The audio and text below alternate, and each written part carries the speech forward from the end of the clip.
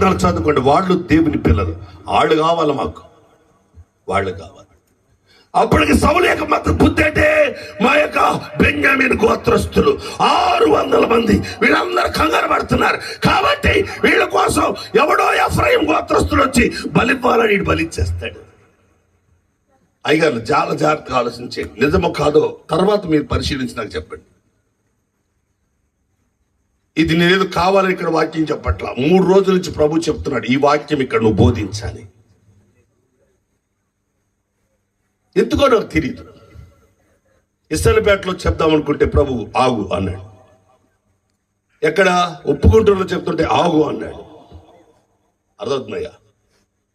ఓ theme పట్టుకుని నిన్ను ఎక్కడ వాక్యం చెప్పలేదు. 3 చోట్ల ఒక థీమ్ కాదు, మొత్తం అన్ని కలిపి చెప్పా. కానీ ఇక్కడ ఒక థీమ్ చెప్పమన్నాడు ప్రభు.